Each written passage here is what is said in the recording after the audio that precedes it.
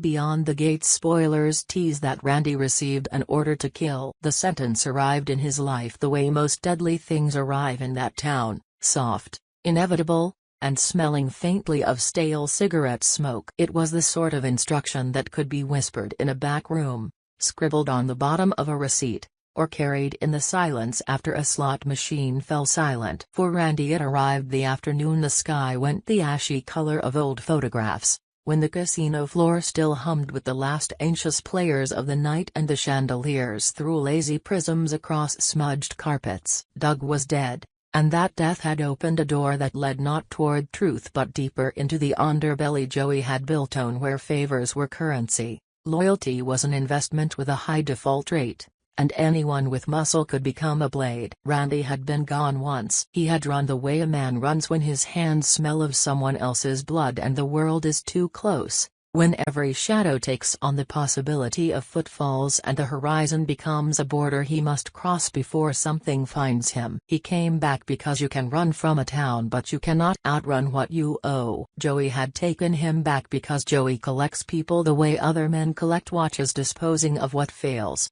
polishing what keeps time, and always knowing the value of a working hand. Joey didn't take pity. He balanced advantages and liabilities like a cheater at cards. Randy, for all his misgivings, fit Joey's ledger, a man who could be trusted to do the ugly work when orders came from lips that never trembled. When Doug's body had been found alone in an alley, a thin red map across his shirt, rumors braided fast through the town like smoke. Some said it was a debt gone bad. Others said it was a lover's quarrel gone catastrophic, others still insisted that Doug had stumbled on something he shouldn't have and paid with his breath. The truth is always more complicated than a rumor, and in that complication Joey found a clean, profitable path. He let the town talk, let suspicion scab and crust, then reached into the wound and decided whose hand to put inside. He chose Randy because Randy's fear was malleable and his past with Doug would make the story believable if the world looked for motive in the wrong places. Joey's version of events would stand up. Randy's fear became a currency he spent when he walked back to Joey's office. He came like a man who had tried running and discovered the road loops, who had knocked on the back door of his life and found it open. He arrived that day with a smell of rain on his jacket, pockets lighter than when he'd left, a mouthful of apologies already rehearsed. Doug's death had been the kind of pry bar against a man's ribs that forces secrets out. Randy felt his ribs loosen,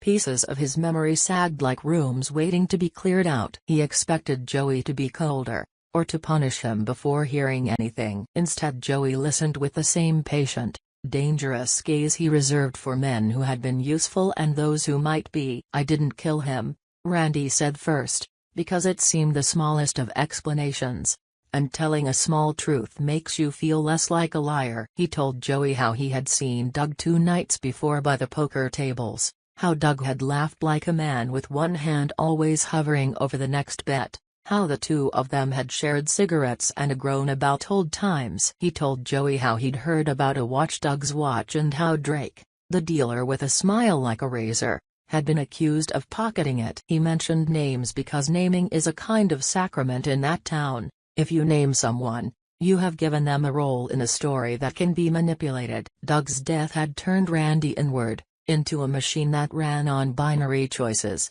obey or be eaten. He had taken the route of people who had been told what they were through violentia: accept the role, or make a scene that the town would remember. So he offered himself. He offered his life in exchange for a condition: keep me alive. Joey considered the plea as though considering whether to fold or raise. He was not a man who trusted easily. He trusted profit, leverage, and those who had proven themselves in the cold calculus of survival. Randy had proven once. The question was whether he could prove it again. Joey's distrust of Randy was not personal. It was professional. Joey didn't worry much about Randy flipping on him because he understood how the gears of guilt and fear turned in a man like Randy. He knew Randy had once tried to run, and that running had left him hollow. A man who had chosen to come back under Joey's roof was making another kind of promise, that he had counted the cost and found Joey's protection better insurance than freedom. Joey also knew that Randy was not powerful enough to overthrow him. Randy did not have the resources,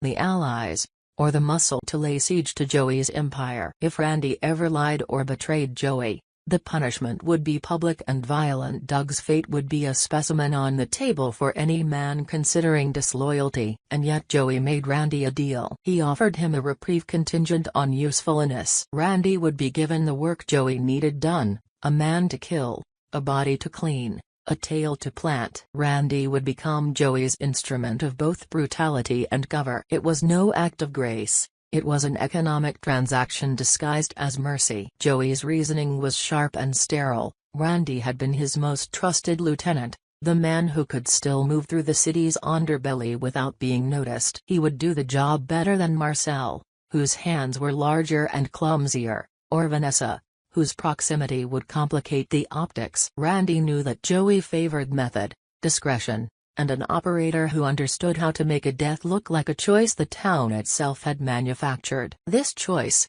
however, ricocheted through the town's social network. Conversations about who Joey would pick to kill next drifted into diners, into therapy sessions, into barbershops where men traded small tragedies like baseball cards. Some said Joey would go after the dealer Drake, who'd been publicly shamed by Donnell over the missing watch. Donnell had accused Drake in a forthright manner that left a bright smear of guilt across Drake's name. In the weeks after Doug's death, Drake found himself being asked questions he didn't want to answer. Donnell and Jacob, whose investigative curiosity had a way of sticking like burrs, pressed Drake, watching for cracks. On late-night shifts under fluorescent lights, Drake's hands trembled in ways that made the cards look soft. He was paid off by Joey under the table, a small fortune given with the clear instruction to leave town and stay gone. Money is a merciful thing if you want to disappear when the town turns its throat toward you. Jacob, however, had that insistent quality that made him dangerous. He was the sort of man who saw patterns and would not let them go. He suspected too much. He asked for cooperation where others would accept resignation. He told Drake that leaving town now would be a betrayal of justice. Jacob suspected that the neat explanation Drake fleeing the scandal would be convenient for Joey, who wanted scapegoats and tidy scapegoats at that. Jacob wanted Drake to stay, to answer questions, to let the puzzle be solved rather than erased through exile. He had in him the moral sickness of men who take justice seriously, who believe that the truth is worth the sacrifice. Joey's plan, as it came together in the cigarette smoke air of his office, was a study in misdirection. He wanted Drake removed in the most plausible way possible, make it look as if Drake had killed Doug and fled. Frame him with motive, give him the look of the guilty man, and let him vanish. Without Drake, suspicions could be funneled where Joey wanted, away from the casino's ledger and towards a dealer whose paycheck could be paid and whose departure could be recorded as flight. Jacob's suspicions were an annoyance,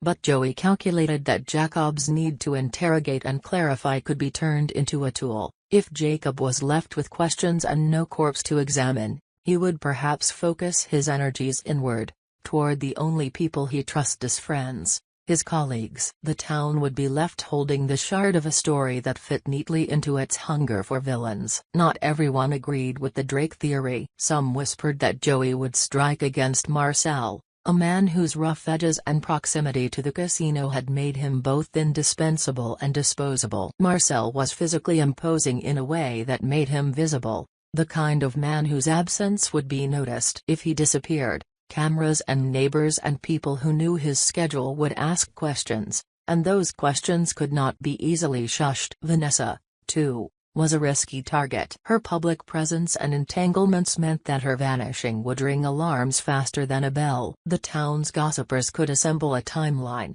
pull alibis, and create pressure Joey couldn't easily deflect. So the pragmatic calculus pointed to Drake as the most vulnerable and convenient choice, low profile, low sympathy, and crucially easily dismissed as someone with motive. Randy listened as the plan was described to him: subtlety, trajectory, scapegoat. Joey painted it like a game of cards where the dealer was already marked. He told Randy to meet Drake where men like Drake felt safe: late shifts at the ceiling's hum, the back room that smelled of stale coffee and washed hands. He told him to do it cleanly, to make it look like a fight that had escalated, to ensure that the narrative would lead to a guilty man running. He emphasized the one thing he always emphasized: No witnesses, or at least none that could be trusted. Joey's voice had that even cadence of men who issue sentences as if reading stock quotes. To Randy, the instructions were both a release and a chain. He was,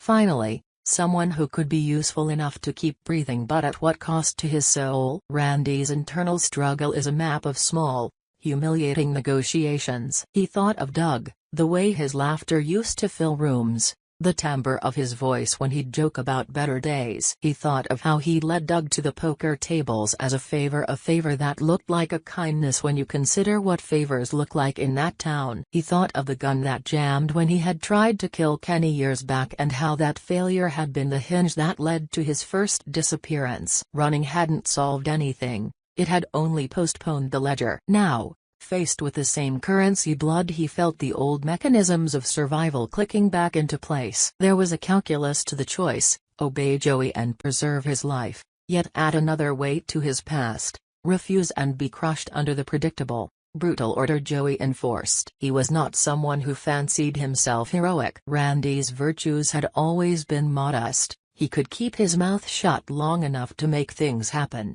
He could drive cars with the precision of men who had run too many times. He could disappear in the crowd when necessary. But killing Drake required more than those precise skills. It required an act that altered the ledger of a man's conscience. Randy imagined the moment in thin detail: the fluorescent glare bouncing off Drake's face, the cheap laminate counter between them, the smell of alcohol and card oil. He rehearsed excuses in the soft hours of his sleepless nights. Threats to Drake, a fight over the watch, the spilling of a secret. He rehearsed the fall. He rehearsed Doug's face like a talisman he kept for himself, a justification and a condemnation. Meanwhile, Drake's life unraveled in parallel. He had been a dealer long enough to know the rhythms of luck and loss, to read the tiny ticks that meant a player was lying to themselves. He prided himself on his detachment, the way a man could lay down cards and not take the stakes personally. But in the wake of Doug's death he felt exposed. Accusations from Donnell had forced him to answer for what he claimed he had never taken. Payments from Joey, the hush money, tasted like salt. He understood the implicit contract: leave, take the money, disappear. But something in him, maybe the stubbornness of a man who has broken only once, he refused to run. He had friends, including Jacob, who insisted on the ritual of justice, who said that leaving the town was to let the story become incomplete. Drake's refusal to leave placed a target on his back. Jacob's insistence that Drake stay had its own logic. If Drake left, the town would accept the tidy story: guilty dealer flees. If Drake stayed, Jacob could, through interviews, through pressure, through forensic curiosity, unmask the seams of the narrative Joey hoped to sow. Jacob was the kind of man who trusted evidence more than gossip and process more than instinct. He believed that if the world was interrogated long enough, truth would come. He misjudged, perhaps, the efficiency of a man like Joey to reshape that interrogation to his advantage. The human heart, Jacob reasoned, is stubborn but honest. The human heart can be persuaded to tell the truth if the right pressures are applied. He underestimated how often the machinery of power bends investigations into patterns that favor those who can pay for silence. Randy watched Jacob question Drake with the same mixture of envy and pity he watched men who still believed in institutions. Jacob's questions landed like pebbles thrown at a glass door. Sometimes one or another would produce a crack, but usually the door held. Randy envied Jacob because he had the luxury of working from conviction. Randy's acts were always transactional. He pitied Drake because Drake's refusal to accept Joey's money made him a lamb to be tested. The town's networks of loyalty and betrayal conspired to make a narrative where Drake's guilt or innocence was irrelevant to the final decree. Joey would decide who must fall, and the town would adopt whatever story allowed it to sleep that night. There are details that make a plan believable and others that make it monstrous. Joey's plan included small talents, a staged argument the week before, a bartender who vaguely recollected seeing Drake lose his temper, an envelope slipped to a local cop suggesting Drake had motive. The plan had aesthetics. It needed a timeline that seemed plausible, witnesses whose memories were fogged enough to be unreliable, and a scapegoat whose departure would look unplanned. Joey's genius or his cruelty was to recognize that what the town wants most is a story that closes. People prefer narratives that end in punishment because unfinished grief is a corrosive thing. Joey would sell them closure. Randy would be the hand that offered it. Randy felt the bitterness of being chosen for the job. He understood he wasn't being rewarded as much as sustained. Joey wasn't elevating him. He was ensuring Randy's obedience by making him necessary. Randy's thinking went places he did not like. He thought of violence as a commodity that could be invested in and drawn down, as if life itself were an account with withdrawals that made your balance drop. Each withdrawal left him poorer, not in money but in the currency of things he once held sacred: trust, memory, the quiet dignity of anonymity. He considered that perhaps Doug had died because some truths are too dangerous and too inconvenient for people like Joey to allow. If he helped Joey now, he would be part of a system that ensured such deaths could continue. If he refused, he would be the next casualty of someone else's calculus. The decision that ultimately anchored him was not moral or noble. It was visceral and simple. His life, precarious as it was, now contained leverage that could be used to bargain for a smaller evil. He wanted to breathe. He wanted to avoid a public unmaking. The town had a way of turning men into stories, and Randy, with his particular combination of fear and survival instinct, chose to remain a man. He committed to the action Joey demanded, but he also carried within him the seed of hesitation, a place where blame could grow. What Randy had not accounted for, and could not have anticipated, was how complicated the execution of a frame could be once human variables were introduced. People talk. People make mistakes. People refuse to be what others want them to be. As Randy prepared, the narrative threads in town grew taut. Donnell's accusations, Jacob's interrogations, Drake's defiance, Vanessa's and Marcel's precarious visibility all coalesced into a social weather system. Joey's plan seemed elegant in its simplicity, but it required a precise choreography of human error. Everything depended on the moment of contact, the back room, the escalation, the old argument made new, the witness who would later recall only the shape of a man's silhouette. Randy practiced not killing in his head almost as often as he practiced killing. He imagined the bullet that might not go in, the gun jamming like before, the moral paralysis that could freeze him. He thought of Doug's face as a lens through which he justified violence. Strange how the dead can become props when the living need reasons. The night he was supposed to do the deed, Randy walked the town with a new awareness. The lights felt colder, the casinos more luminous and monstrous, the air thick with the irony that money seemed to make everything legal except what Joey wanted to be legal. He passed Drake on his way to work earlier that evening. A brief exchange of eyes that felt like lightning. Drake's face was pale and tight. He nodded, a small curtsy to a man walking with the weight of a sentence. Randy's stomach turned. He recognized the look of a man on the edge and who had decided to stay and therefore to risk everything. The neighborhood watched them both without seeing, neighbors nursing their own fears, bartenders polishing glassware, a security guard who knew just enough to be suspicious but not enough to indict the powerful. Randy arrived at the back room early, more out of compulsion than necessity. The lights were those washed-out bulbs that make everyone look like a half-finished photograph. The air smelled of spilled beer and the leftover perfume of someone who had had one last drink. He waited. His palms dampened. His heartbeat became a metronome of inevitability. He had been a man of action and now he had become a man waiting for himself to be someone else. He rehearsed the words he would use if conversation turned. He rehearsed the exact movements required to make a body go quiet without spectacle. He tried to separate the technical from the moral,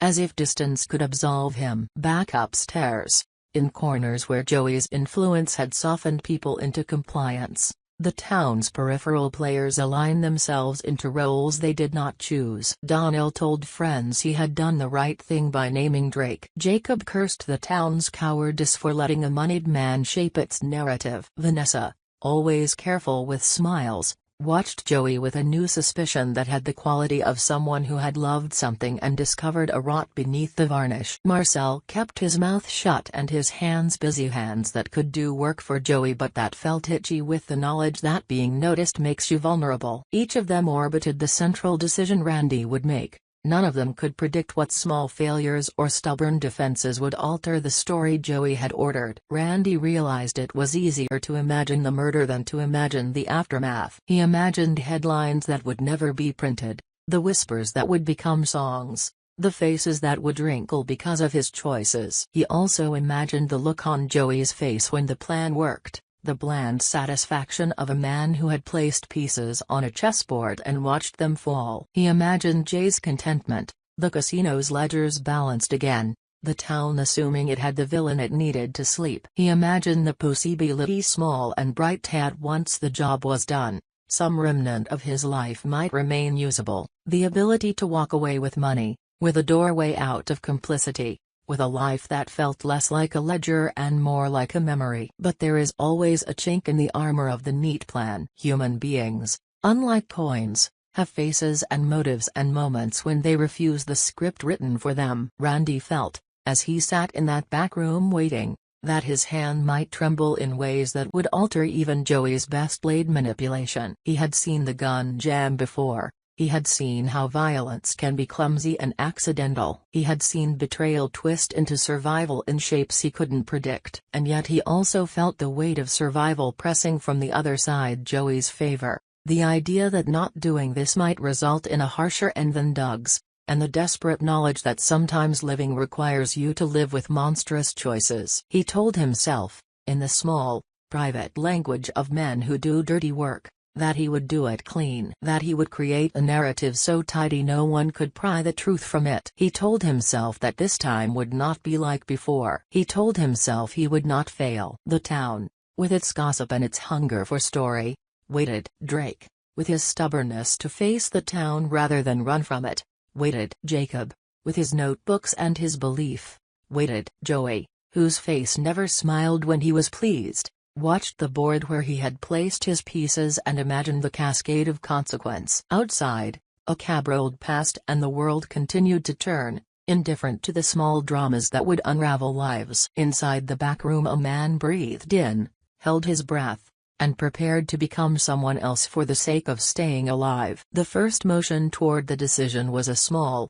mechanical thing reaching into a coat pocket, feeling the cold metal of a gun, reminding himself of where to aim, but that small motion held multitudes, the past that had pushed him here, the future that might take him away, the ghost of Doug whose absence weighed on every choice. He stepped into the light, where shadows met and where stories could be bent into shape. He was about to find out whether he could make a lie of a life and whether the town would accept it.